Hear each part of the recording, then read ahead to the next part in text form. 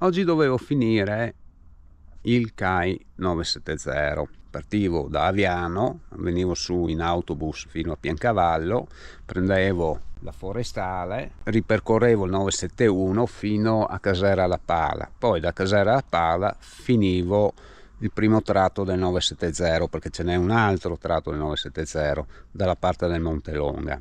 Cosa succede? Che le biglietterie oggi ad Aviano erano chiuse. Stamattina non ho trovato niente aperto. La biglietteria automatica della Corriera non funzionava e praticamente sono dovuto venire su pedalando e farmi tutto il tratto della salita da Aviano fino a Piancavallo pedalando. E adesso sono troppo stanco per terminare il 970, non posso più andare avanti.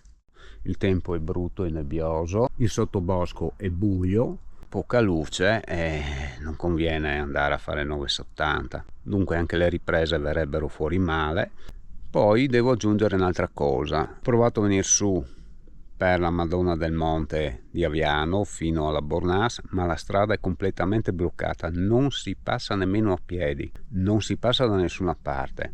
E non è l'unica bloccata, anche questa, Casera Colalto fino a Piancavallo, passando sopra Rampic Park. Qua sopra c'è il sentiero Policretti. Siamo in piena stagione e questa strada qua, che è una delle principali per il turismo, è ancora sbarrata, per cui tocca scavalcare la recinzione se vuoi passare, perché poi più avanti ci sono alberi, cavi, c'è tutto un casino. Per cui abbiamo biglietterie che non funzionano dell'autobus, abbiamo strade bloccate da Madonna del Monte, abbiamo forestali chiuse. Cioè, come volete sviluppare il turismo ad Aviano?